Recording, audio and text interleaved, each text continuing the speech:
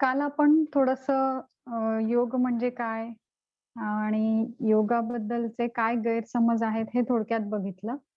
आज थोडंसं हे सगळं आचरणात आणताना अजून काय-काय सोप्या गोष्टी आपण करू शकतो किंवा कशा पद्धतीने केलं गेलं पाहिजे. आपल्या योगाभ्यासाचा क्रम कसा हवा रोजच्या साधनेचा हे आपण थोडक्यात बघू. त्याआधी जे तुम्हाला दाखवायचं आहे, ते म्हणजे काल जे आपण बघितलं, की योग म्हणजे योगासनं नाहीत. योग हा शब्द खूप व्यापक आहे आणि त्याचा मूळ जो उद्देश आहे, तो म्हणजे आत्म्याचं परमात्म्याशी मिलन घडवून आणायचं आहे. आता थोडंसं आपण खोलवर पाण्यात जाणार आहोत थोड्याशा. तर थोडं समजून घ्या. तुम्हाला काही याच्यामध्ये अडचणी असतील, तर आपण नंतरचं जे सेशन आहे प्रश्नोत्तराचं त्याच्यामध्ये तुम्ही विचारू शकता. फक्त इथे एक गोष्ट लक्षात घ्या, की आपण स्वतःची ओळख करून देताना किंवा आपल्याला जे माहिती आहे आत्तापर्यंत, ते म्हणजे हे शरीर म्हणजेच आपण आहोत, असं काहीसं आपल्याला वाटत असतं. तर खरं बघायला गेलं तर हे व्यापक आहे सर्व. फक्त शरीर म्हणजे आपण नाही, तर त्याच्या आतमध्ये जो काही आत्मा आहे किंवा जे काही आपलं चेतन तत्व आहे, ते म्हणजे खरे आपण आहोत.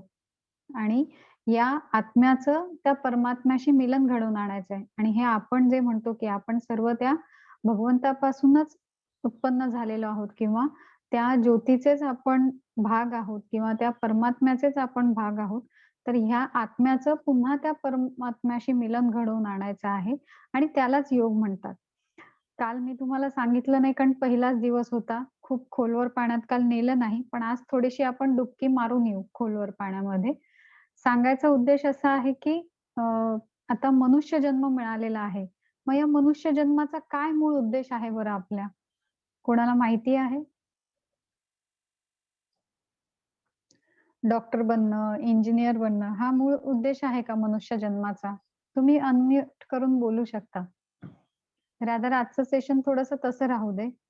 आपलं टू वे ट्रॅफिक राहू दे. मी पण बोलेन, मध्ये तुम्ही पण बोला. मूळ उद्देश काय आहे आपला? का बरं मनुष्य जन्म मिळालेला आहे? आपल्या हातून काहीतरी मागच्या पूर्वीजन्मी चांगलं काम किंवा कर्म झालं असेल, त्यामुळे मनुष्य जन्म मिळाला असेल किंवा ह्या जन्मात मनुष्याचा जन्म घेतला तर आपलं चांगलं काम घडवण्यासाठी जन्म झाला असेल. असं आपल्याला वाटत राहतं. पण या बरोबर आहे तुमचं. गेल्या काहीतरी जन्मांचं चांगलं काम किंवा चांगलं तसं पुण्य असतं. त्या चांगल्या कर्मांचं बीज जे पडलेलं असतं, त्या बीजाच्या फलस्वरूप मनुष्य जन्म मिळालेला आहे. पण या मनुष्य जन्माचा जो काही मूळ उद्देश आहे, तो म्हणजे मोक्ष प्राप्ती आहे. आता हे मोक्ष म्हणजे मरण का? तर मोक्ष म्हणजे मरण नाही. हा आधी उद्देश किंवा हा अर्थ आपल्याला समजून घ्यायचा आहे. मोक्ष म्हणजे त्या परमात्म्याशी पूर्ण एकरूप होता येणं म्हणजे मोक्ष आहे. मग हे आपल्याला जिवंत राहूनही हे करता येतं. मरण म्हणजे मोक्ष नाही. मरण म्हणजे फक्त आपण आपले कपडे बदलायला जातो, असं समजायचं. म्हणजे जो काही देह हा मिळालेला आहे या जन्मापुरता, हा आपण फक्त बदलायला जातो. कारण जोपर्यंत आपण कर्माचे बीज आपल्याला पडत राहतात, जेवढी काही आपल्याकडून कर्म घडत राहतात, त्याचं फळ हे आपल्याला भोगावंच लागतं, हे आपल्याला माहीत आहे. मग हे फळ या जन्मात भोगावं लागेल का पुढच्या कुठल्यातरी जन्मामध्ये हे माहीत नाही. मग हे कधी थांबणार? जन्म, मृत्यूचा फेरा हा कधी ना कधीतरी थांबला पाहिजे ना. मग हा जो फेरा थांबवण्याचं जे काम आहे, तेच म्हणजे योग आहे. तो फेरा थांबणे म्हणजेच काय? तो फेरा थांबतो म्हणजे या आत्म्याचं त्या परमात्म्याशी पूर्ण मिलन होऊन जातं. तो एकरूप होऊन जातो आणि पुन्हा जन्म मिळत नाही. तेच योग आहे आणि हाच योगशास्त्राचा मूळ उद्देश आहे. हे आपण जाणून घेतलं पाहिजे. आता आपण थोडंसं खोलवर पाण्यामध्ये गेलो होतो. मग हा जो मूळ उद्देश आहे योगाचा, हा आपल्याला वेगवेगळ्या मार्गांनी साधता येतो. मग कधीतरी तुम्ही हे शब्द ऐकले असतील. भक्तियोग आहे, मंत्रयोग आहे, लययोग आहे, कर्मयोग, हठयोग हा शब्द बऱ्यापैकी सगळ्यांना माहीत असतो. ज्ञानयोग आहे आणि राजयोग आहे. हे सगळे वेगवेगळे प्रकार आहेत योगाचे. आता परत योग म्हणजे काय? तर आत्म्याचं परमात्म्याशी मिलन घडवून आणायचं आहे आपल्याला. मग जेव्हा आपण म्हणतो, की हे वेगवेगळे प्रकार आहेत, मग आपल्या मनात येतं मग नक्की कुठला करावा बरं? तर जो ज्या मार्गाचा अधिकारी आहे, त्याने त्या मार्गाने जावं. म्हणजेच तुम्हाला किंवा ज्या साधकाला जो मार्ग आवडेल त्याने त्या मार्गाने जाणं हे उचित आहे. जसं एक साधं सोपं उदाहरण माझ्याकडून नेहमी दिलं जातं, की समजा आता मी बारामतीला आहे, मला जायचं आहे पुण्याला. तर मी किती मार्गांनी जाऊ शकेन? मी बसने जाईन किंवा मी माझ्या किंवा घरी काही गाडी उपलब्ध असेल त्याने जाईन किंवा मी ट्रेनने जाईन. मला जे सोयीचं असेल, जे उपलब्ध असेल किंवा माझ्या जे आवडीचं असेल त्याने मी जाऊ शकेन. मग कधी समजा कोणी साधक किंवा एखादी व्यक्ती बसने गेली, एखादी व्यक्ती ट्रेनने गेली आणि एखादी व्यक्ती गाडीने गेली. जायचं शेवटचं जे ठिकाण आहे ते पुण्यालाच जायचं आहे. पण हे मार्ग वेगवेगळे आहेत. तसंच या भक्तियोग हे जे प्रकार सांगितलेले आहेत, हे फक्त मार्ग वेगवेगळे आहेत किंवा रस्ते वेगवेगळे आहेत. पण या सगळ्यांचा जो मूळ उद्देश आहे तो म्हणजे हा आहे, की या आत्म्याचं त्या परमात्म्याशी मिलन घडवून आणायचं आहे. आता आपण म्हणतो हे मार्ग म्हणजे नक्की काय? तर भक्ती एक छोटी-छोटी तुम्हाला उदाहरणं देते अगदी सोपी म्हणजे थोडंसं चटकन कळू शकेल. भक्तियोग म्हणजे काय? तर आपले सगळे जे संत आहेत त्यांनी भक्ती मार्ग अवलंबला आणि ते त्या परमात्म्याशी एकरूप होऊन गेले. तो भक्तियोग आहे. मंत्रयोग काय? तर कोणता तरी एक मंत्र घ्यायचा आणि त्याचा जप करायचा आणि तो जप करता-करता पूर्ण त्या परमात्म्याशी एकरूप होऊन जाणं म्हणजे मंत्रयोग आहे. लययोग ही थोडी वेगळी साधना आहे. तिथे मनाचा लय होणं अपेक्षित आहे. कर्मयोग म्हणजे आपली कर्म अशा पद्धतीने करायची, की त्या कर्मांचं बीज नाही पडलं पाहिजे आणि अशा पद्धतीने जर का आपण कर्म करत गेलो, तर आपल्याला मोक्षाचा मार्ग हा सोपा होऊन जातो. जसं आपण आता बघितलं, की भक्तियोग वेगवेगळे संत जे आहेत ते भक्तियोगाचे अधिकारी आहेत. तसं कर्मयोगाचा अधिकारी कोण होतं? अर्जुन. हा जो होता हा कर्मयोगाचा अधिकारी होता. त्यामुळे त्याने कर्माने मोक्षापर्यंत तो गेला. नाहीतर मग आपण असं म्हणू शकलो असतो ना, की त्याने तर युद्धामध्ये कितीतरी जणांना मारलं. त्याच्या साक्षात गुरूंनाही त्याने मारलं.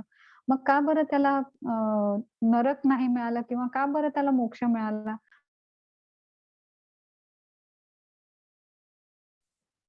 उठला का आपल्या कधी? तर त्याच्याकडे जर का आपण लक्ष दिलं, तर त्याने त्याचं जे काही कर्म केलं, हे केवळ कर्तव्य भावनेने केलं आणि अशा पद्धतीने जेव्हा आपल्याकडून कर्म केली जातात, केवळ कर्तव्य भावना म्हणून किंवा पूर्ण ईश्वराच्या चरणी अर्पण करण्याच्या भावनेने जेव्हा आपल्याकडून कर्म केलं जातं, तेव्हा ते कर्मयोग तो ठरतो. मग त्या कर्माचं बीज पडत नाही आणि त्याचं फळ आपल्याला चिकटत नाही. ज्ञानयोग म्हणजे काय, की ज्ञानाच्या माध्यमातून आपल्याला ईश्वराची प्राप्ती करून घ्यायची आहे. त्या ईश्वराचं स्वरूप काय आहे? तो कसा आहे? हे सर्व जाणून घेणं ज्ञानाच्या मार्गाने म्हणजेच ज्ञानयोग. हठयोग म्हणजे सर्वसाधारणपणे लोकांना जे काही वाटतं जनसामान्यांना, ते म्हणजे हट्टाने करायचा योग. तर त्याचा अर्थ असा नसून हठ या शब्दाला परत त्याच्या फोडी आहेत. ह या अक्षराचा अर्थ वेगळा आहे आणि ठ या अक्षराचा अर्थ वेगळा आहे.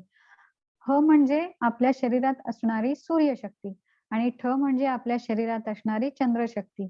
मग या 2 शक्तींचं मिलन आपल्याला घडवून आणायचं आहे आणि त्याच्याद्वारे आपल्याला समाधी अवस्थेपर्यंत जायचं आहे. आता परत ही समाधी अवस्था म्हणजे ज्ञानेश्वरांनी घेतलेली समाधी का? तशी घ्यायची का आपण? अरे बापरे! असं काही नका सांगू आम्हाला. तर ती समाधी अवस्था म्हणजे ही नाही. इथे समाधी अवस्था म्हणजे परत त्या परमात्म्याशी एकरूप होऊन जाणं. आणि शेवटचा आहे तो राजयोग. राजयोग म्हणजे महर्षी पतंजली जे योगशास्त्राचे प्रणेते आहेत, त्यांनी जो काही अष्टांग योग सांगितला, 8 मार्ग सांगितले योग साधनेचे. ते आपण बघू एखाद्या लेक्चरमध्ये. मग त्याच्याद्वारे जेव्हा आपण समाधीपर्यंत जातो, समाधी अवस्थेपर्यंत जातो, तेव्हा त्याला राजयोग असं म्हटलं जातं. आता ही समाधी अवस्था म्हणजे त्या परमात्म्याशी पूर्ण एकरूप होऊन जायचं आहे आपल्याला. म्हणजेच समाधी अवस्था. आता ही एकरूपता कशी अनुभवायची आपण? तर आपण जर का बघितलं एखादा कलाकार असेल, तर तो जेव्हा त्याची कला सादर करत असतो, तेव्हा तो पूर्ण त्या कलेशी एकरूप झालेला असतो. जसं चित्रकार आहेत किंवा गायक आहेत, हे जेव्हा त्यांची कला सादर असताना आपण जर का बघितलं, तर ते पूर्ण त्याच्याशी एकरूप झालेले असतात. ती एक एक प्रकारची समाधी अवस्थाच असते त्यांची. मग हे असंच पूर्ण स्वतःचं देहभान विसरून जेव्हा आपण परमेश्वराशी एकरूप होऊन जातो, तेव्हा त्याला समाधी अवस्था म्हणतात आणि ती समाधी अवस्था इथे अपेक्षित आहे. बाकी इतर समाधी अवस्था नाही. आता हे थोडंसं डुबकी मारून आलो आपण थोड्याशा खोल पाण्यामध्ये. का? कारण या बाकीच्या गोष्टी सुद्धा कधीतरी आपल्या कानावर पडतात आणि थोडंसं आपल्याला माहीत असेल, तर अजून आपल्याला ते समजून घ्यायला सोपं जातं. आता दैनंदिन जीवनामध्ये जेव्हा आपण योगाचा अभ्यास करतो, योगाभ्यास करतो, तेव्हा एक सर्वसाधारणपणे आपली जी काही ठराविक ज्या काही पायऱ्या ठरलेल्या असतात, ते सुरुवातीला सूक्ष्म हालचाली असतात.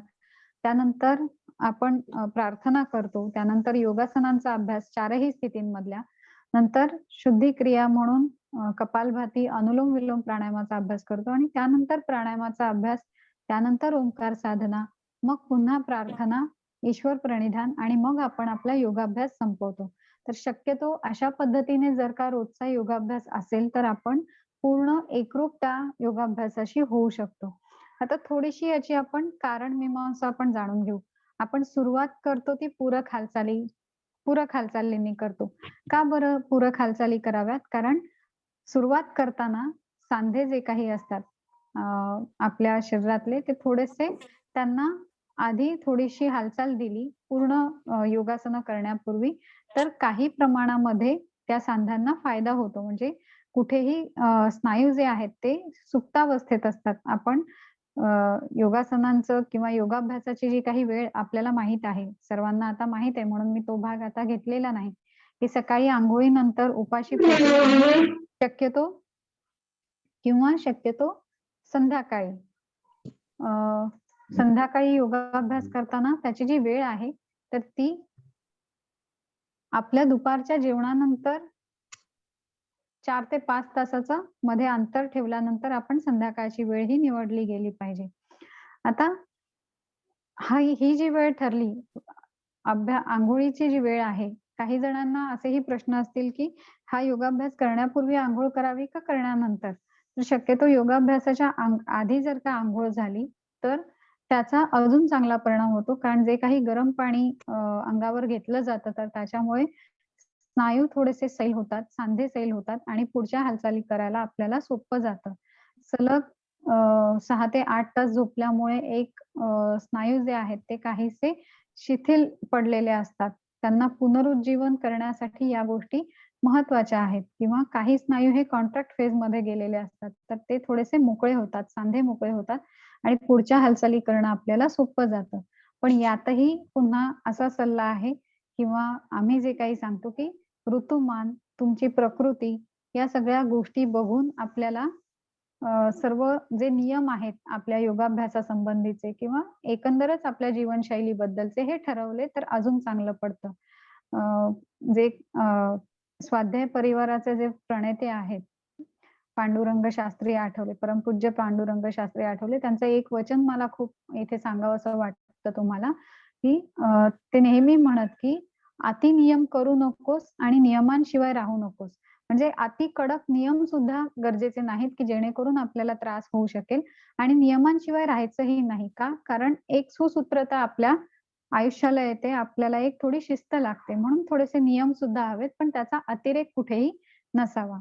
आता अशा पद्धतीने जेव्हा आपण आपल्या योगाभ्यासाला सुरुवात करतो, तेव्हा सुरुवातीला पूरक हालचाली या हव्यात. आता या पूरक हालचाली नेहमी संथ गतीने आणि त्याच्यामध्ये जर का आपण श्वासाची जोड दिली, तर त्यांचाही चांगला परिणाम हा आपल्या आरोग्यावर होत असतो. या सूक्ष्म हालचालींसोबत, पूरक हालचालींसोबत जर आपण त्याला सूक्ष्म व्यायामाची जोड दिली अधेमध्ये, तर ते सूक्ष्म व्यायाम सुद्धा योगासनांच्याच तोडी इतके आपल्याला आपल्या शरीराला, आपल्या मनाला चांगले फायदेशीर हे ठरत असतात. त्यानंतर आपला जो अभ्यास होतो तो म्हणजे प्रार्थनेचा. नेहमी कोणतंही काम करताना आपलं मन तिथे पूर्ण एकरूप असणं, एकाग्र असणं हे गरजेचं आहे. आणि प्रार्थना आपल्याकडून तेच घडवून आणते, की जे काही आपलं मन इतर विषयांमध्ये भरकटलेलं असतं, ते आपण प्रार्थनेमुळे ते एकवटलं जातं आणि पुढच्या योगाभ्यासाकडे आपली चांगली प्रवृत्ती होते. त्यामुळे प्रार्थना ही महत्त्वाची आहे. आता ही प्रार्थना मग कोणती म्हणावी? तर तुम्हाला जी आवडते, जी योग्य, जी सोयीची वाटते ती प्रार्थना म्हणा, की जेणेकरून तुमचं मन आपला अंतिम उद्देश तिथे साध्य झाला पाहिजे. तुमचं मन तिथे एकरूप झालं पाहिजे आणि त्या प्रार्थनेचा नेहमी अर्थ जाणून घेऊन ती म्हटली गेली पाहिजे. तरच आपल्याला तिथे पूर्ण एकरूपता किंवा मन तिथे आपलं पूर्ण एकरूप होतं. नाहीतर नुसती पोपटपंची केली तर त्याला काही अर्थ उरत नाही. मग मन कुठेतरी भरकटणार, एखादा शब्द आठवला नाही तर मग पुढची सगळी प्रार्थना गडबडून जाते. त्यामुळे जी सोपी आहे, जी तुम्हाला आवडते ती प्रार्थना म्हणा. त्याचा अर्थ जाणून घेऊन तिथे पूर्ण तुमची जी कोणती आराध्य देवता आहे, तिचं रूप आठवा डोळ्यासमोर आणि तिला पूर्ण शरण जाऊन ती प्रार्थना म्हणा. त्याने अजून तुम्हाला फायदा चांगला जाणवेल मन एकरूप होण्यासाठी. आता पुढे येतो योगाभ्यास. मग ठराविक 4 स्थितीतून आपण योगासनांचा नेहमी अभ्यास करत असतो. बैठक स्थितीतली आसनं, त्यानंतर दंड स्थितीतली, त्यानंतर शयन स्थितीतली आणि नंतर विपरीत शयन स्थितीतली. मग आता हा क्रम असाच ठेवावा का? तर याचं उत्तर सुद्धा नाही असं आहे. म्हणजे तुमच्या सोयीनुसार हा क्रम तुम्ही कधी बदलला तरी चालेल. पण पुन्हा मी सांगेन, की ही एक काहीतरी क्रम ठरवून घ्यावा पक्का आणि मग तसा अभ्यास आपण सुरू करावा. आता डॉक्टर निलेश महाजन सरांनी जे काही प्राणयोग ही पद्धती त्यांनी त्यांच्या अनुभवातून निर्माण केली, तर त्याच्यातून हा क्रम त्यांनी निर्माण केलेला आहे, की पहिली बैठक स्थितीतली, नंतर दंड स्थितीतली, नंतर शयन आणि त्यानंतर विपरीत शयन. तर शक्यतो आम्ही हा क्रम फॉलो करतो. आता सुरुवातीला बैठक स्थितीतली मग कोणती आसनं रोज करावी? तर आपल्या शरीरानुसार जी काही गरज आहे, काही आजार आहेत किंवा तत्संबंधी काही तक्रारी आहेत शरीरासंबंधी, तर तशी आसनं ही निवडली गेली पाहिजेत. मग जनरली काही त्रास नसेल तर कोणती आसनं करावी? तर मग सर्वांगीण फायदा देणारी, सर्व दिशेने हालचाली होतील अशी. मग त्याच्यामध्ये पर्वतासन आहे. जर तुम्ही आता सकाळचं सेशन पण बघत असाल, तर त्यातली जरी आसनं रोजच्या रोज फॉलो केली गेली, तरी त्याचा खूप चांगला फायदा हा तुम्हाला तुमच्या आरोग्याच्या दृष्टिकोनातून होणार आहे. मग त्यामध्ये पर्वतासन आहे, कटिचक्रासन आहे, वक्रासन आहे, अ, वज्रासन आहे. दंड स्थितीतलं बघायला गेलं तर मग त्रिकोणासन आहे, वृक्षासन आहे, ताडासन आहे. अ, शयन स्थितीत याच्यानंतर दंड स्थितीतल्या आसनानंतर आपण जो काही अभ्यास करतो तो सूर्यनमस्काराचा अभ्यास करतो. सूर्यनमस्कार हे करताना शक्यतो आपण 12 अंकांचे सूर्यनमस्कार करतो. त्यातही व्हेरिएशन बरेच आहेत. पण इतर व्हेरिएशन जर जमत नसतील तर शक्यतो हे 12 अंकांचे सूर्यनमस्कार अगदी सर्वांग सुंदर व्यायाम तो होतो आणि नेहमी सूर्यनमस्काराचा अभ्यास हा समसंख्येत वाढवत नेला गेला पाहिजे. अगदी 2 पासून सुरुवात केली तरी चालेल. मग सुरुवातीला डाव्या पायाने पूर्ण अभ्यास आणि नंतर जो दुसरी संख्या आहे ती उजव्या पायाने पूर्ण अभ्यास. अशा पद्धतीने तो करून मग 2, 4, 6, 8 असा हळू-हळू तो वाढवत नेला पाहिजे. आणि त्यानंतर मग शयन स्थिती. शयन स्थितीमध्ये एकपाद उत्तान पादासन आहे, द्विपाद उत्तान पादासन आहे, पवन मुक्तासन आहे, सेतुबंधासन आहे, विपरीत करणी आहे, सर्वांगासन. आता ही पुढची आसनं थोडीशी अवघड आहेत, पण एकपाद, द्विपाद उत्तान पादासन, नौकासन आहे, मत्स्यासन आहे. यांचा अभ्यास जरी रोजच्या रोज झाला, तरी ते खूप फायदेशीर ठरणार आहेत. आणि विपरीत शयन स्थितीमध्ये मग सरळ हस्त भुजंगासन आहे, वक्र हस्त भुजंगासन आहे, अर्धशलभासन, शलभासन. बरीच आसनं आहेत. आता यातली जेवढी कराल तितकी कमी आहे. पण आपल्याला पुन्हा वेळेचं बंधन, मग ठराविक आसनं रोजच्या रोज करून किंवा काही त्रास असतील तर त्यानुसार सल्ला घेऊन रोज आसनं कोणती केली गेली पाहिजेत. मग तसा सल्ला घेऊन ती आसनं तुम्ही रोजच्या रोज ही केली गेली पाहिजेत. आता यानंतर जो काही भाग येतो योगासनानंतर, आता एक गंमत म्हणू ना, म्हणजे शवासन आपल्याला गंमत वाटते, शवासन काय करायचं? पण जर का नीट विचार केला तर शवासन हे अवघड आसन आहे. कारण शरीर स्वस्थ ठेवणं किंवा शरीर शांत ठेवणं, स्वस्थ हा शब्द चुकीचा होईल इथे. शरीर शांत ठेवणं त्या मानाने सोपं आहे. पण मन शांत ठेवणं हे खूप अवघड काम आहे. मग मन पूर्ण एकाग्र करणं हे खरं शवासनामध्ये अपेक्षित आहे. शरीर जसं शांत दिसतंय, तसं मन सुद्धा शांत. शांतचा अर्थ इथे होतो, की एकाग्र व्हायला पाहिजे. बघा करून किती वेळ किंवा किती शवासन आपल्याला जमतं. थोडा वेळ जमतं, परत मन भरकटतं, परत जमतं, परत भरकटतं. हे जमणं अवघड आहे. म्हणून शवासन अवघड आहे. आता तरी त्याचा अभ्यास करायचा, कारण अवघड असलं तरी अशक्य मात्र नाहीये. आता याच्यानंतर योगाभ्यासानंतर किंवा योगासनांच्या अभ्यासानंतर आपण जे येतो ते येतो कपालभातीकडे.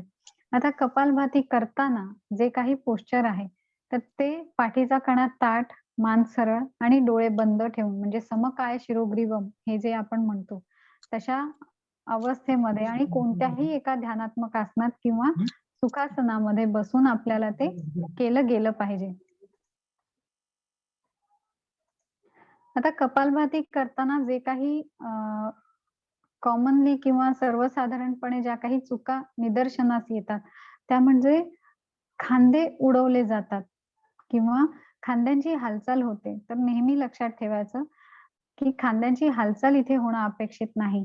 चेहऱ्याचे जे स्नायू आहेत, ते संथ हवेत किंवा ते रिलॅक्स हवेत. कुठेही भुवया ताणलेल्या नको किंवा कपाळाचे स्नायू ताणलेले नको. नाकपुड्या फुलवता कामा नये. या सगळ्या गोष्टी लक्षात ठेवून आपण कपालभाती केली पाहिजे.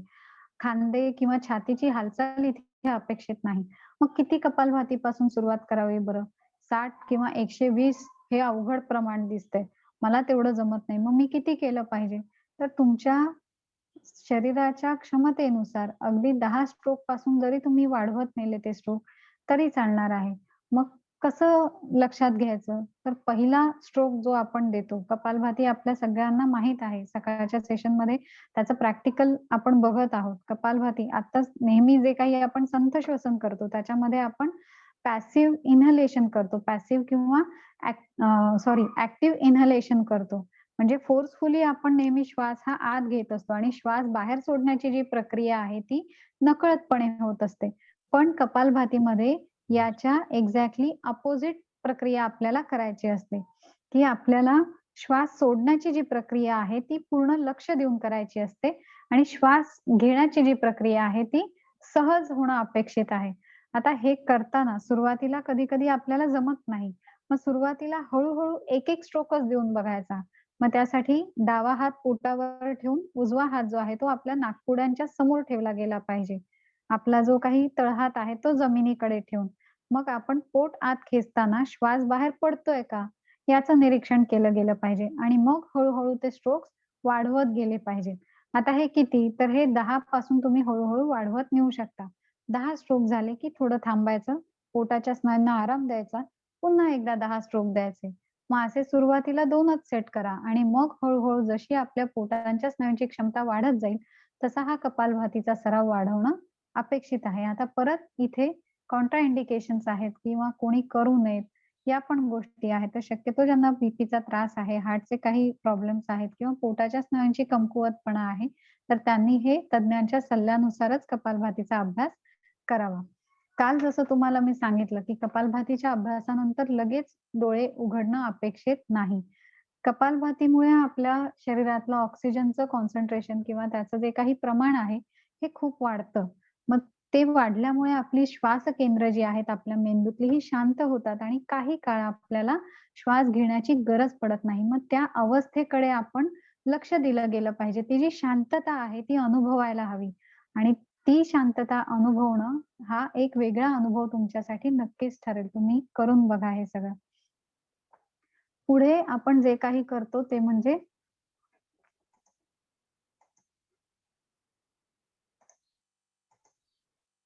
अनुलोम-विलोम प्राणायामाचा अभ्यास.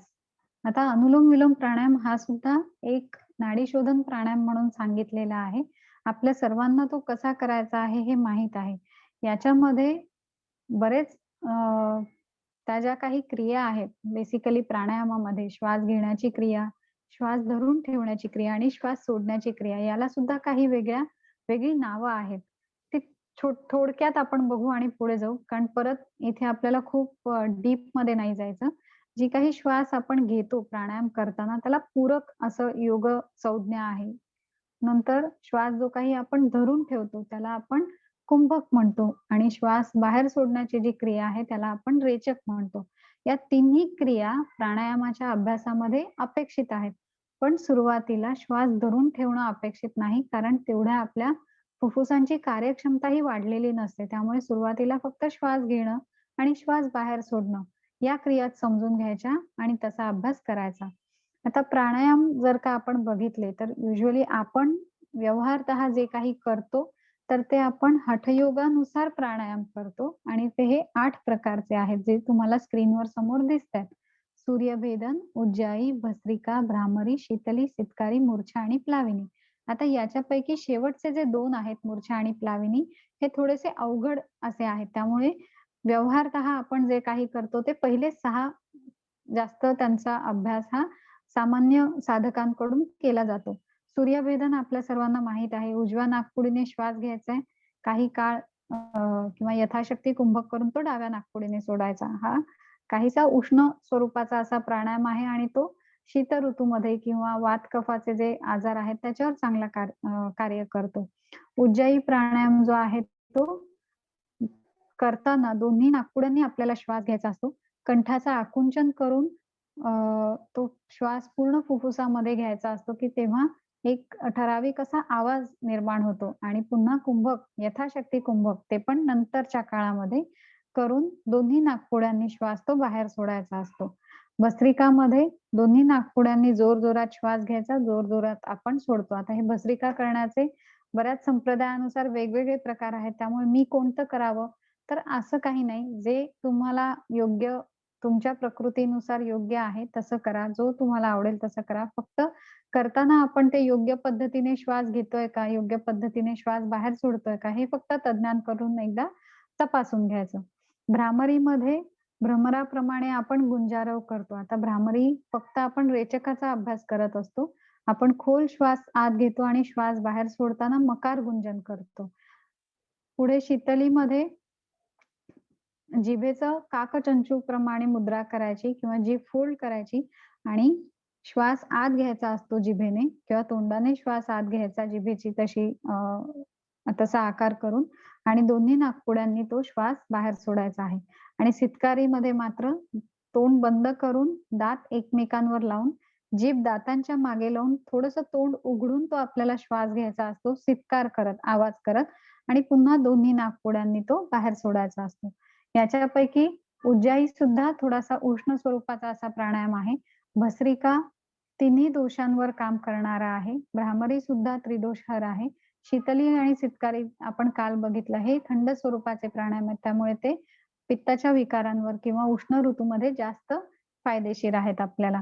पुढे मूर्छा आणि प्लाविनी हे काही अवघड स्वरूपाचे प्राणायाम आहेत. त्यामुळे आपण तिथे जाणार नाही. व्यवहारतः आपल्याकडून ते केलेही जात नाही.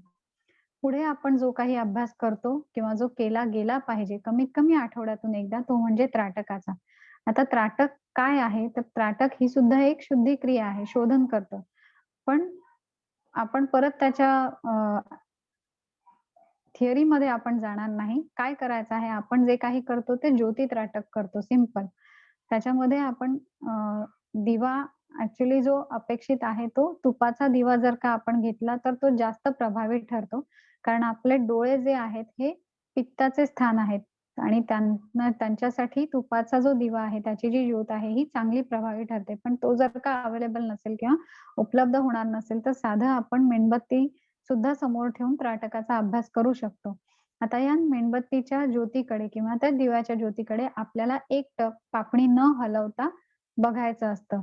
कधीपर्यंत बघायचं? तर डोळ्यातून पाणी येईपर्यंत आणि विचार जे आहेत त्यांना प्रतिक्रिया द्यायची नसते किंवा विचार येतील तिथल्या तिथे त्यांना स्टॅच्यूचा खेळ खेळायचा विचारांसोबत. मी हे सोप्या भाषेत बऱ्यापैकी माझ्याकडून हे शब्द रिपीटेड होतात कारण कळायला सोपे आहेत.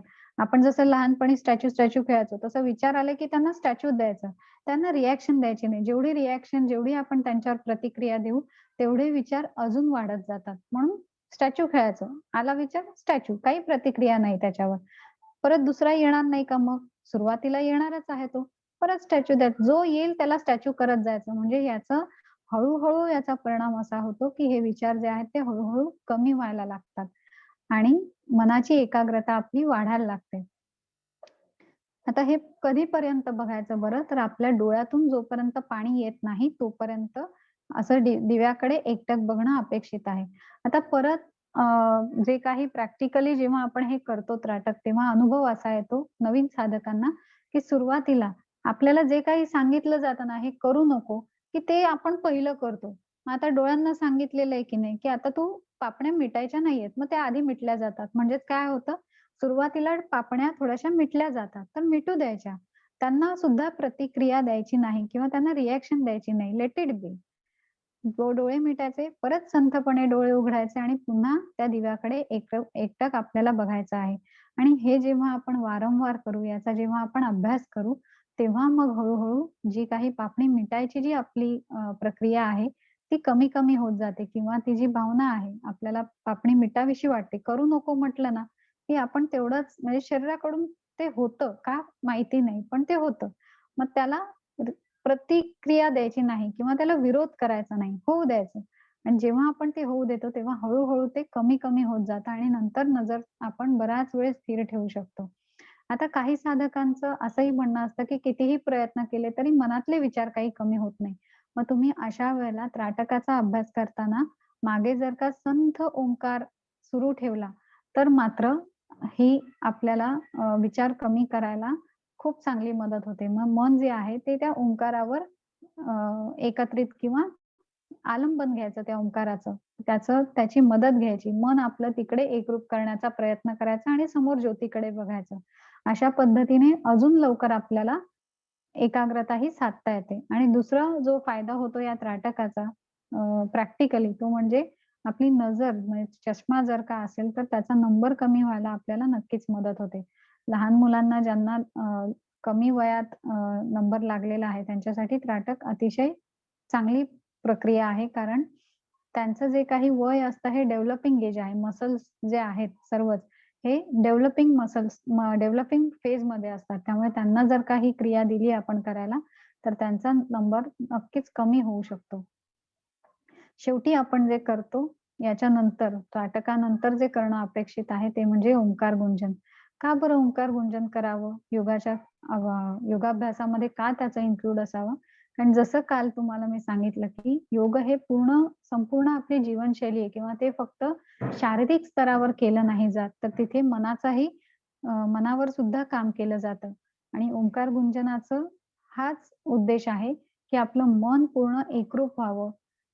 त्याची शक्ती वाढावी यासाठी आपण ओंकार गुंजन हे करणं अपेक्षित आहे.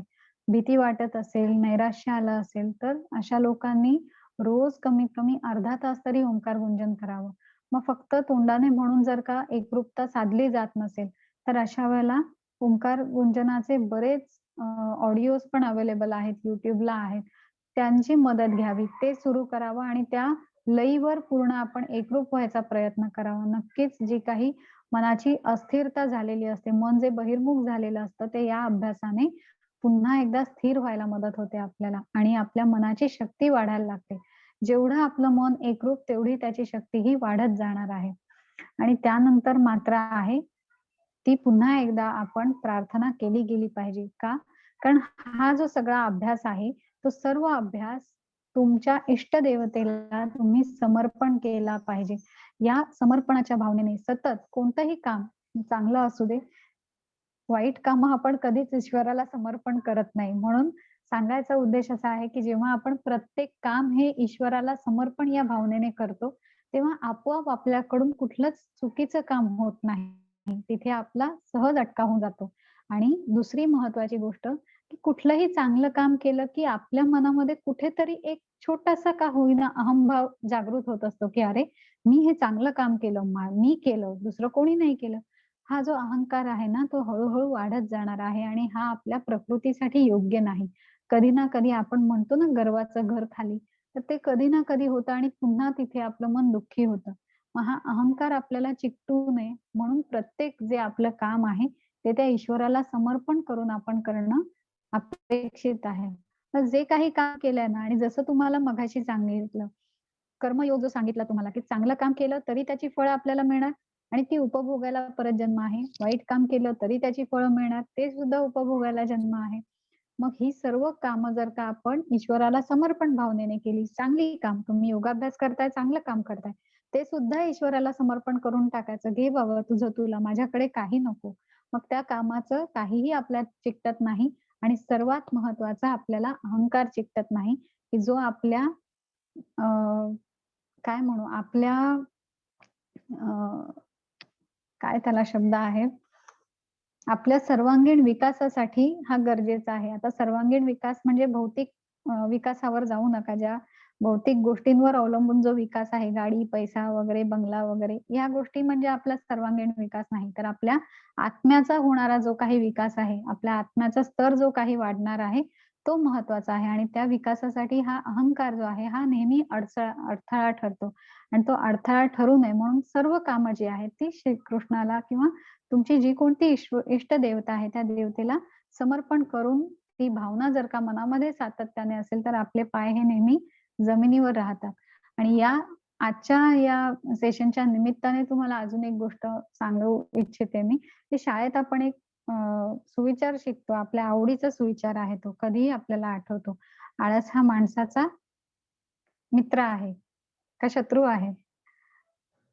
शत्रू आहे. शाळेत आपण शिकतो शत्रू आहे. पण आता जर का बघितलं तर तो शत्रू कमी मित्रच जास्त आहे.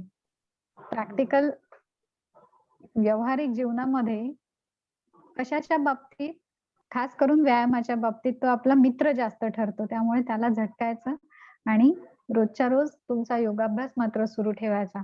मला वाटतं या सर्व प्रयत्नांच्या फलस्वरूप जर का आळस झटकला गेला आणि रोजच्या रोज जर का योगाभ्यास झाला, तर हे जे काही प्रयत्न आहेत हे 4 दिवसांचे हे सुफल संपूर्ण झाले असं आम्ही समजू.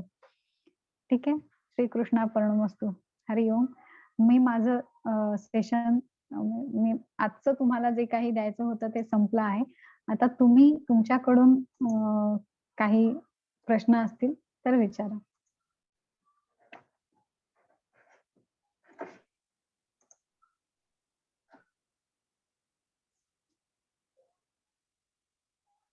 आजच्या सेशनमध्ये काही अडचण असेल, काही विचारायचं असेल किंवा अदर दॅन दिस काही तुम्हाला शंका असतील तरी तुम्ही विचारू शकता.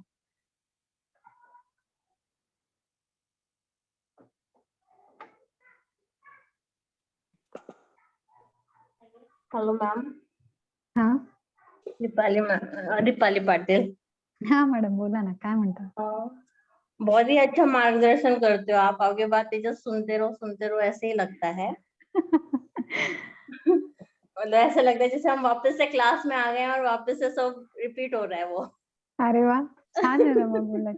उजळणी होऊन जाईल आपल्या सर्वांची आज. तुम्हा पण एक गोष्ट लक्षात घ्या, तुम्हाला मी जेव्हा बोलायला सुरुवात करते किंवा मी जेव्हा बोलते तेव्हा माझी पण उजळणी होत असते. सही है. और मैम मेरा क्वेश्चन है, जो हम ये सूर्य भेदन करते हैं, हाँ. तो वो अस्थमा के लिए हम 12 महीने कर सकते हैं? हां, करू शकता. फक्त त्या व्यक्तीची प्रकृती, पित्त प्रकृती जर का नसेल, तर तुम्ही उन्हाळ्याच्या दिवसात त्यांना सांगू शकता किंवा थोडंसं कमी प्रमाणामध्ये केलं तरी चालतं उन्हाळ्याच्या दिवसामध्ये. ॲक्टिव्ह जर का पित्ताचा त्रास असेल ना, तर मात्र करू नये. मग ते उन्हाळ्यात सुद्धा करू नये आणि इतर ऋतूत सुद्धा करू नये. ओके. तो पता कैसे चलेगा कि जैसे उनको कौन सा उनकी कमी प्रकृति प्रमाणात द्यायचं. प्रकृती ओळखता आली पाहिजे. थोडंसं प्रकृती परीक्षण आहे ना, ते थोडंसं आयुर्वेदिक डॉक्टरांकडून तुम्ही चांगल्या पद्धतीने करून घेऊ शकता. सल्ला तुम्ही घेऊ शकता, की या व्यक्तीची मला प्रकृती सांगा किंवा किती यांना देता येईल ते सांगा. एकंदर त्या व्यक्तीला बघून आणि त्यांची हिस्ट्री घेऊन प्रकृती ओळखता येते आपल्याला. पण शक्यतो अस्थमा जर का असेल, तर 12 महिने दिलं तरी चालतं. फक्त उन्हाळ्याच्या दिवसात थोडेसे त्यांना कमी सांगायचं करायला. ओके. नहीं मतलब वो पंप वगैरह लेते हैं तो इट मीन्स कि उनको ज्यादा शुअर अस्थमा तुम्ही का करू ये है. मग फॉर शुअर तुम्ही 12 महिने त्यांना देऊ शकाल. फक्त ओके. उन्हाळ्याच्या दिवसांमध्ये आवर्तनं थोडी कमी सांगायची कमी करा. त्यांना. ओके. तो वन टाइम में कितना करना चाहिए, मतलब कितने आवर्तन करने चाहिए? कमीत कमी 4 पासून सुरुवात करायची. ओके. ठीक है. आणि मग हळू-हळू कारण हे प्राणायाम आपण जसं शिकलो आहोत थिअरीमध्ये, की तो हळू-हळू जिंकायचा आहे. मग कशी त्यांची कॅपॅसिटी आहे, काय आहे आणि सुरुवातीला कुंभकाचा अभ्यास नाही द्यायचा. ओके. फक्त पूरक आणि रेचक शिकवायचा आणि नंतर कुंभक शिकवायचं. ओके.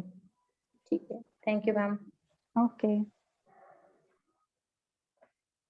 मॅडम, बैठक हां, बोला. स्थितीत पहिल्यांदा आपण पर्वतासनच का करतो प्रार्थनेनंतर? त्याला असं काही सायंटिफिक कारण नाहीये. त्याच्यामागे असं कारण आहे, की आपण अच्छा. नमस्कार मुद्रेत असतो आणि नमस्कार मुद्रेतून पर्वतासन करायला सोपं आहे. म्हणजे लगेचच ते करता ओके. येतं. त्याच्यामुळे ते पहिलं आहे. त्याच्यामागे असं काही सायंटिफिक रिझन नाही. अच्छा. म्हणून ठीक म्हटलं आहे. तुम्ही ओके. त्याच्यामध्ये बदल करू शकता. एक जनरली जे काही सरांनी जे काही डेव्हलप केलेलं आहे त्यांच्या एवढ्या वर्षांच्या अनुभवावरून, त्या पद्धतीने तो क्लास जर सगळे तुम्ही प्राणीयोगाचे विद्यार्थी सुद्धा बघितलं, तर थोडंसं त्या पद्धतीने ते घेतलं जातं. Okay, okay. Thank you madam. Okay. Hello madam. हां, बोला.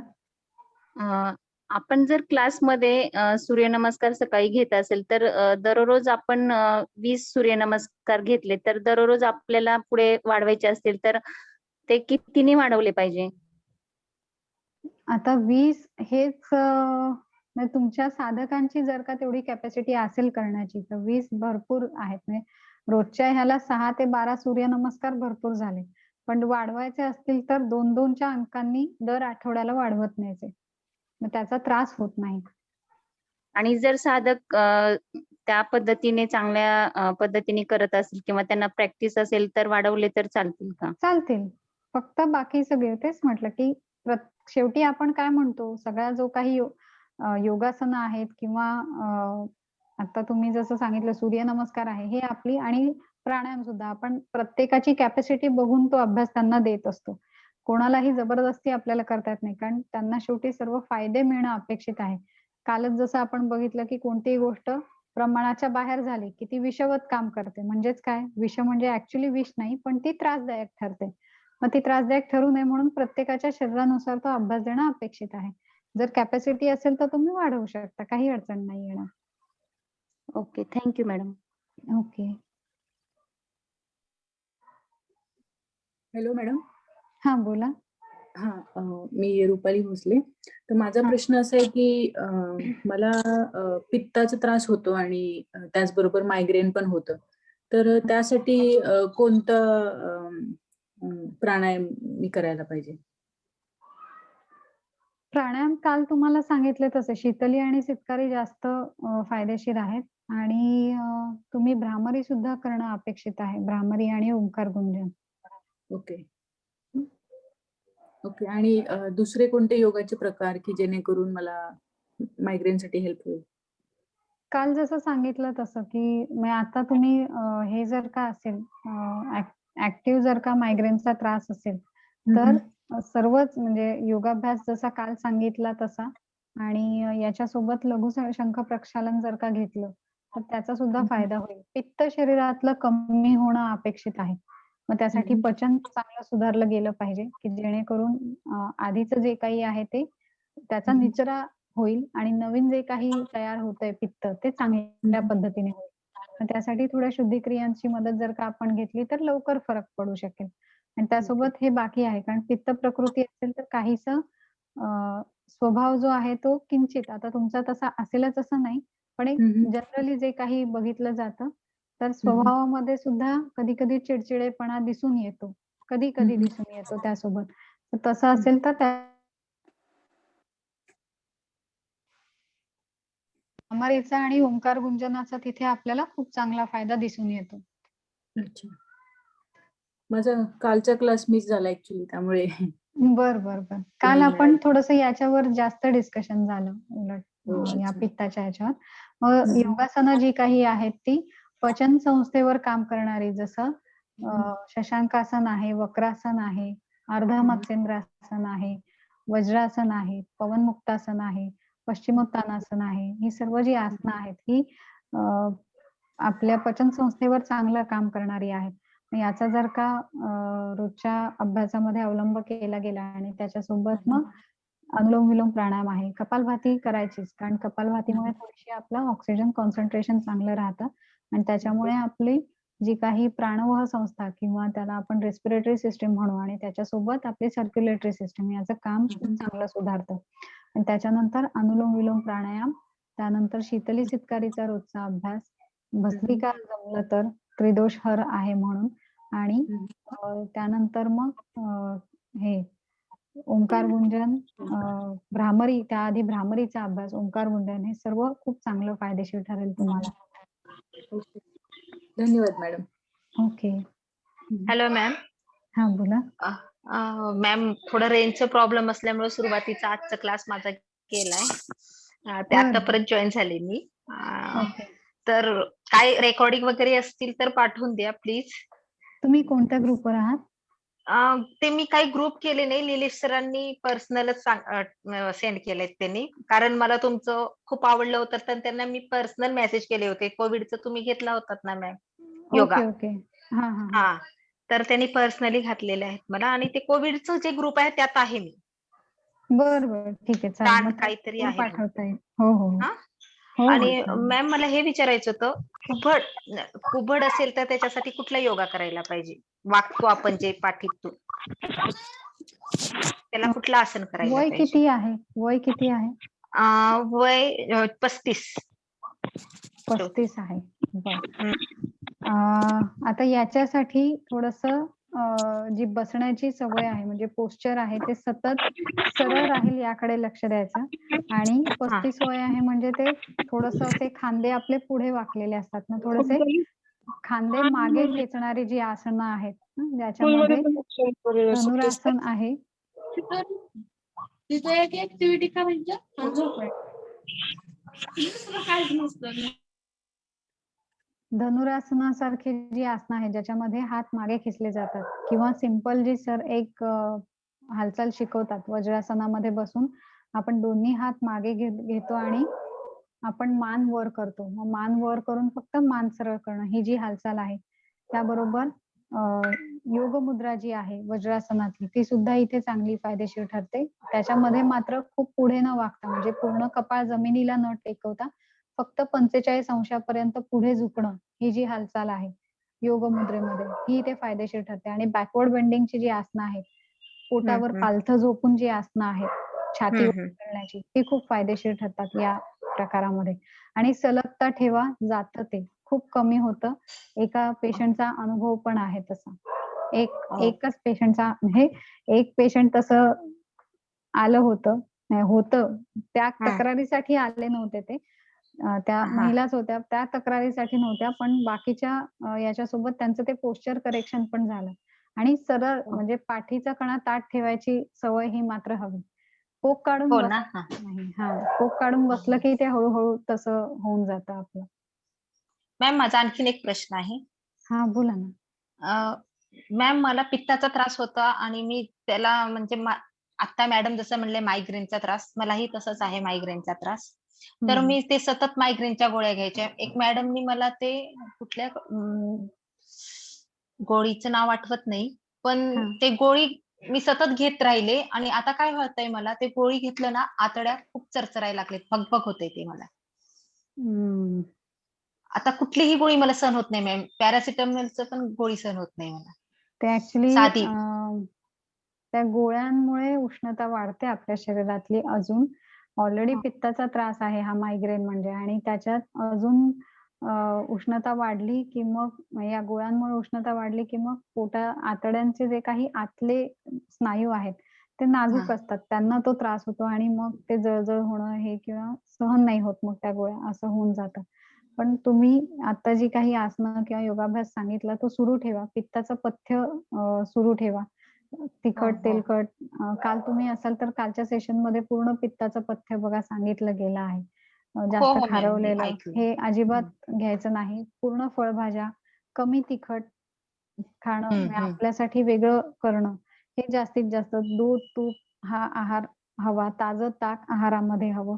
हे जर का पथ्य हं. पाळलं तर हळू तुम्हाला पुन्हा आधीसारखं तुम्हाला सगळं खाता येईल किंवा मायग्रेनचा त्रास पण तुमचा बऱ्याच अंशी कमी होत जाईल आणि तुम्ही इच्छा असेल तर आपण शुद्धिक्रिया नंतर करू. काही अडचण येणार नाही. हो मॅम. तुमचं शुद्धिक्रियाचं असेल तर मला प्लीज कळवा.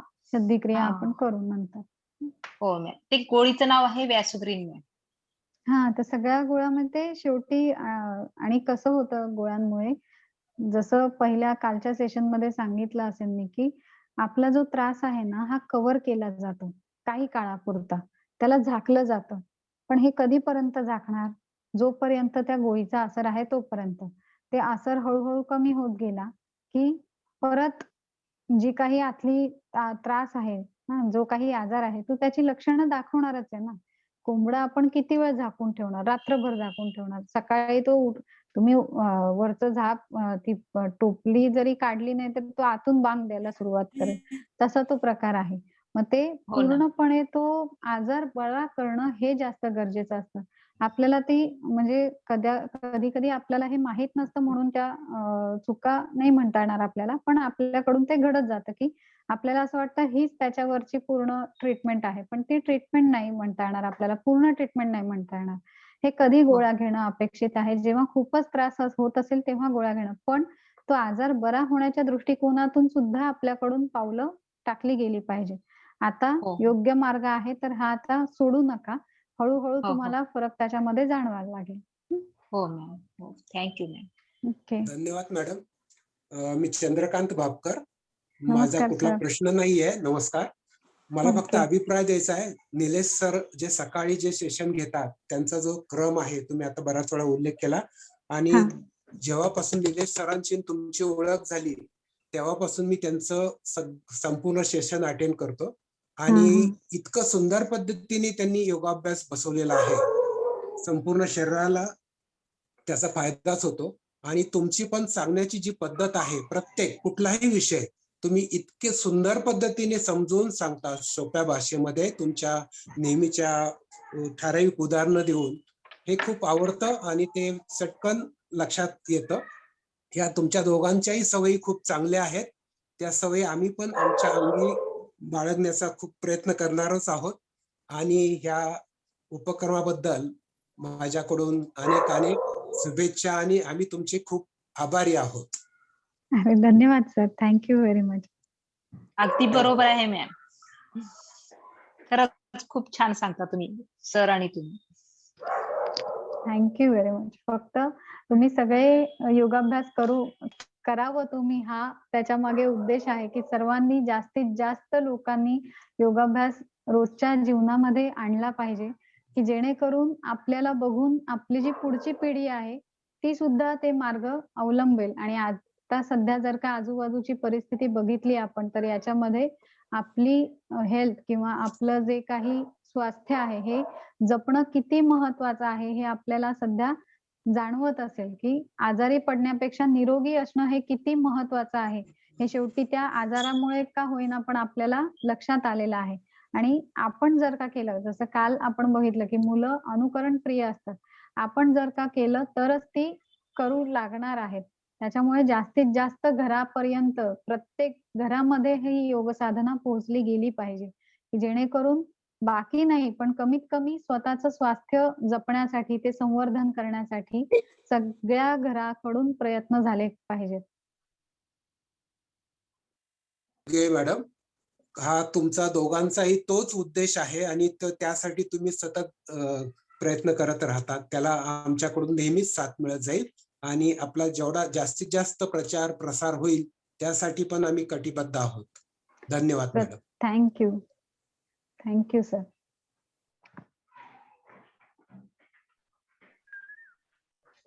मॅडम एक विचारायचं होतं. अजून काही शंका आहेत कोणाला? Hello hello madam. आवाज आहे? हॅलो. Hello hello. हा मॅडम आवाज येतोय? येतोय सर, थोडा कमी येतोय. बरं आता येतोय आवाज? हां, ठीक आहे बोला. हा मॅडम, अभिप्राय म्हणजे माझा प्रश्न नाहीये, पण आता जे सेशन आहे किंवा कालपासून जे सेशन आम्ही बघत आहोत सगळे, त्याचा आनंद घेत आहोत आणि पुढील काळातही घेणार आहोत. तुमची खरं म्हणजे देशभरामध्ये योगाशी किंवा त्या प्रचार प्रसारासाठी काम करणारी खूप सगळी लोक बघितली बरं का, पण बॉटम ऑफ द हार्ट जे सांगणारे किंवा पिढीला समोरच्या आपल्या समोर जे आहेत साधक, त्यांना देणारे फार कमी लोक असतात. त्यातले तुम्ही दोघं आहात. त्यात आदरणीय आमचे गुरुवर्य श्री निलेश महाजन सर आणि भक्ती मॅडम, आपण खरंच म्हणजे उल्लेखनीय कार्य करत आहात. काय म्हणूया आपण की शब्द नाहीत आमच्याकडं. आणि ही जी सध्याची जी परिस्थिती आहे त्यामध्ये तुमच्याकडून आम्हाला वेळोवेळी मिळालेलं मार्गदर्शन आणि त्या मार्गदर्शनाच्या आधारे आम्ही समोर दिलेली एक छोटासा का होईना आम्ही समोर देण्याचा प्रयत्न केलाय आणि त्यातून लोकांना जे काही रिलीफ मिळत आहे किंवा जो मिळाला आहे रिलीफ, त्याचं खरंच सगळं श्रेय तुम्हा दोघांनाच जात आहे. आमच्याकडून खूप साऱ्या शुभेच्छा, खूप सगळे धन्यवाद. आम्ही शब्दात सांगू शकत नाही. Thank you very much. असे गुरु आम्हाला लावले हे आमचं भाग्य म्हणायचं. Thank you very much. Thank you very much. पण आपण सगळे पोस्टमन आहोत. आपण त्या परमेश्वराने आपल्यापर्यंत जे काही पोहोचवलेलं आहे ते आपण पुढे सगळं देण्याचा प्रयत्न करत आहोत.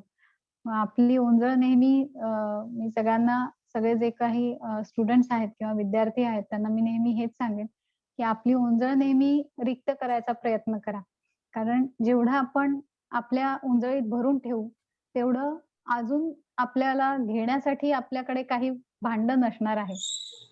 त्याच्यामुळे ओंजळ आपण जेवढी रिकामी करत जाऊ, तेवढं नवीन ज्ञान किंवा नवीन जे काही आहे ते आपल्याकडे येत जाणार आहे. त्यामुळे जेवढं आपल्याकडे आहे तेवढं जास्तीत जास्त समोर समाजाला देण्याचा नेहमी प्रयत्न करायचा, की जेणेकरून तो भगवंत आहे तो नेहमी आपली ओंजळही भरत राहतो आणि तोच प्रयत्न आहे. सर्व ईश्वराला समर्पण करून हे सर्व काम सुरू राहू दे. आपल्या सर्वांचे चांगली साथ मिळते ती अशीच इथून पुढेही मिळत राहू दे, ही ईश्वरचरणी प्रार्थना. मॅम बऱ्याच वेळा असं होतं की बरेच लोक शिकवताना आता तुम्ही जे म्हणला की ओंजळ रिकामी करायची, तर बरीच लोक ओंजळीमध्ये रिझर्व थोडंसं काहीतरी ठेवतात की हे आमचं सिक्रेट आहे. तसं तुम्ही काही ठेवत नाही. तुम्ही आम्हाला जेवढं काही तुमचं ज्ञान आहे तेवढं सगळंच देता आणि खूप छान वाटतं. म्हणजे असं ऐकूच वाटतं, असं वाटतच नाही की तुमचं लेक्चर संपावं. ऐकतच राहावं. मी तुम्हाला काय म्हटलं, मुलं अनुकरण प्रिय असतात. मग आम्ही जर का तसं वागलो तर आमची मुलं पण तशीच होतील ना. हो मॅम, खूप छान शिकवता तुम्ही आणि ते अगदी लक्षात राहतं. म्हणजे सोप्या भाषेमध्ये शिकवता, त्यामुळे पटकन कळतं. म्हणजे खूप अवघडात न शिरता खूप सोप्या भाषेमध्ये शिकवता तुम्ही. मॅडमला तर आम्हाला नेहमीच असं वाटतं की ऐकतच राहावं. मॅडमचे रेकॉर्डिंग आम्ही नेहमीच ऐकतो. काम करताना सुद्धा आमचं स्वयंपाक चालू असताना सुद्धा मॅडमचा आवाज आमच्या सतत कानावर पडलेला असतो. अगदी कुकरची शिट्टी झाली तरी असं वाटतं कधीतरी शिट्टी ती खाली व्हावी आणि मॅडमचा आवाज पुन्हा आपल्या कानापर्यंत यावा. अरे त्यामुळे बापरे! बास, बास. म्हणजे आज 8 दिवस झाले पूर्ण 8 दिवस झाले बोलता- मी सतत म्हणजे संध्याकाळचा क्लास म्हणजे 5चा क्लास संपल्यानंतर जे रेकॉर्डिंग चालू करते ते संध्याकाळी 7:30 जेवणाच्या अगोदरच बंद होतं माझं रेकॉर्डिंग. म्हणजे मुलंही म्हणतात माझे की तुला एवढे लेक्चर एवढे मॅडम कसं काय तुम्हाला एवढे शिकवतात. म्हणजे ती स्वतः येऊन पाहते की अगदी किती पार्टिसिपेट असतात वगैरे. मग एवढं 3 तास मॅडम शिकवतात ते कंटिन्यू की आम्हाला असं वाटतं की मॅडम एवढं आम्हाला देतात की आम्ही का घेऊ नये ते. असं एकदम घेतच राहावं असं वाटतं. त्यामुळे त्याचा सगळ्यांनी लाभ घ्यावा अशी माझी इच्छा आहे. त्याच्यातून सर्वांनी शिकावं आणि मॅडम शिकवतच राहतील. मॅडमचे खूप खूप धन्यवाद आहेत. Thank you madam. Thank you very much. Ma'am आणि तुम्ही शिकवताना ते अध्यात्माचं जे सांगता ना त्याच्यामुळे मन एवढं म्हणजे असं शांत व्हायला लागलंय. ज्या क्षणांसोबत तुम्ही आमचं मन पण प्रसन्न करताय. मॅडम, अध्यात्माचा विषय निघाला म्हणून सांगतो. पाठीमागच्या पण सेशन मध्ये तुम्ही जेव्हा अध्यात्मावर बोलला ना, फक्त तुमच्या हातात चाळ दे आणि चिपळ्या आणि फक्त गळ्यामध्ये हार टाकायचाच बाकी होता. अरे नाही सर. इतकं सुंदर पद्धतीने तुम्ही विवेचन खूप केलं छान होतं. शिकवतात. खूप सुंदर विवेचन झालं होतं. आम्ही मनोमन आणि हीच भावना माझी नाही, आमच्या विद्यार्थ्यांची पण आम्ही चर्चा केल्यानंतर सगळ्यांचं मत हेच पडलं होतं. हो, अक्षरशः भापकर सर तुम्ही जे म्हणताय ते अगदी आमचंच मत आहे. आणि हेच सांगतो मी आता आपल्या योगाच्या भाषेत बोलतो. दोन्ही हाताची ओंजळ करा. दोन्ही हाताची 5ही बोटं खालच्या दिशेला ताना. आपल्या ज्या ओंजळीत जे काय आलं असेल ते दुसऱ्यांना देण्याचा प्रयत्न करा. धन्यवाद.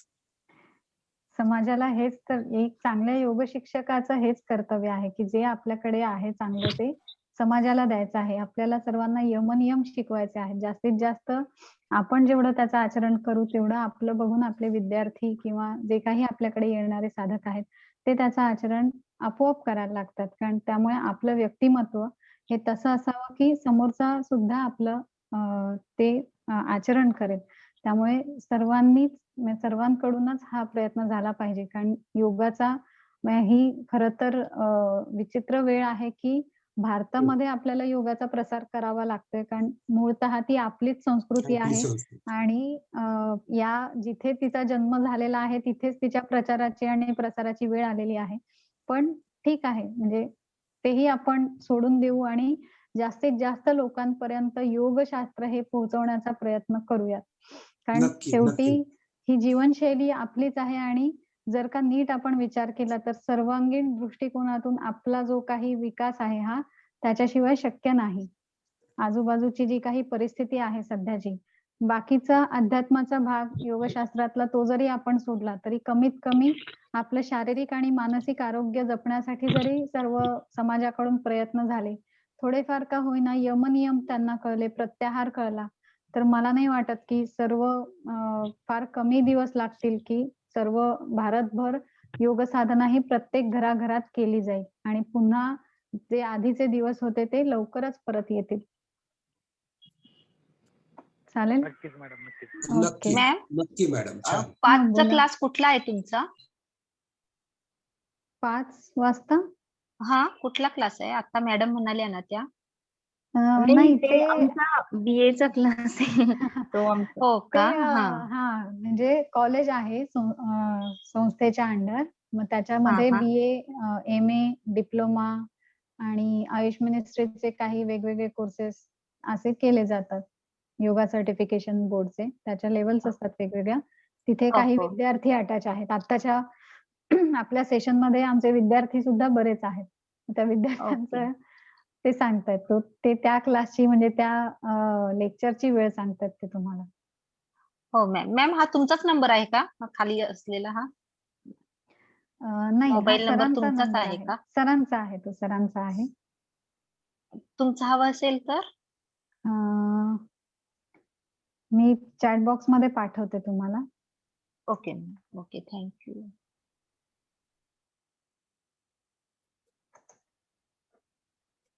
अजून काही शंका आहेत कोणाला? मॅडम मला एक विचारायचं होतं. हां, बोला. शंख प्रक्षालन आणि वमनधौती करायला असं काही ऋतू काय बघावा लागेल का? काही करायला नाही ना आपण? शंख प्रक्षालन आणि वमनधौती नाही काही. काही नाही ना? हा, ठीक नाही, आहे, ठीक आहे. तेच विचारायचं होतं मेन 2 गोष्टी तेवढ्या. नाही. आणि अस्थमॅटिक आहेत आणि हं. पित्त प्रकृती आहे, तर मग हं. त्यांना सूर्यभेदन देणं उपयोगाचं नाही ना? मग उष्ण ऋतूमध्ये नाही द्यायचं. शीत ऋतूमध्ये चालू शकेल, थोडंसं कमी प्रमाणामध्ये. म्हणजे आता पावसाळ्याच्या सीझनमध्ये, हिवाळ्याच्या सीझनमध्ये चालू शकेल. पण हा मधला जो पिरियड असतो सप्टेंबर, ऑक्टोबर हा पित्त प्रकोपाचा काळ असतो. मग त्या काळामध्ये नाही द्यायचे. बर. तिथे नॅचरलीच पित्त बाहेर पडायचा प्रयत्न करत असतात. त्याच्यामुळे त्या ऋतूत नाही द्यायचं. उलट शंख प्रक्षालन तुम्ही त्यांचं त्या काळात करून घ्या. ऑक्टोबरच्या काळात. नाही त्या पेशंटचं जर का करायचं असेल तर ऑक्टोबरच्या काळात करून घ्या. आणि ऋतू कुठलाही चालतो, पण आता शक्यतो पित्त जे आहे ना ते नॅचरली बॉडीकडून या ऋतूमध्ये बाहेर टाकलं जातं, या काळामध्ये, शरद ऋतूमध्ये. आणि कफ जो आहे तो वसंत ऋतूमध्ये शरीराकडूनच बाहेर टाकला जातो. त्यामुळे मार्च एंडिंग आणि एप्रिल हा जो सीझन आहे हा या कफाच्या त्रासासाठी, वमनधौतीसाठी खूप चांगला आहे. बाकी वर्षभर केलं तरी चालतं, काही अडचण येत नाही. पण या ह्याच्यामध्ये अजून चांगलं फायदेशीर ठरतं ते. सहज होतं. विशेष काही त्रास नाही घ्यावे लागत आपल्याला. चालेल. अजून काही शंका आहेत? ठीक आहे. Thank you madam. ओके. हा मॅडम, मी मगाशी प्रश्न विचारलेला मायग्रेन विषयी. तर तुम्ही आता जसं सांगितलं ठराविक ऋतूमध्ये त्रास होतो त्या गोष्टींचा. हां. तर मला पण म्हणजे अजून माहित नव्हती ही गोष्ट. तर मला हां. एव्हरी इयर किंवा एव्हरी अदर इयर म्हणजे अल्टरनेट इयर असा त्रास होतो मला मायग्रेनचा. सीझन जेव्हा चेंज होतो तेव्हा. तर त्यासाठी काय उपाय करता येईल म्हणजे? सेम जसं तेच तुम्ही उपाय ठेवायचे आणि शुद्धिक्रिया. मग शुद्धिक्रिया स्पेसिफिक जर का त्या ऋतूनुसार करून घेतलं तर अजून चांगला त्याचा फरक पडतो. सहज होतात ते, कारण शरीराकडूनच ते बाहेर टाकलं जातं. मग हे आता ऑक्टोबरचा जो सीझन आहे तो चांगला आहे. आणि त्यातही जर का त्रास जास्त होत असेल तर मात्र 12 महिन्यातून कधीही केलं तरी ते तेवढंच फलदायी ठरतं आपल्याला. अच्छा. Okay. Okay. Thank you madam. Thank you. चालेल. थांबूयात मग आज?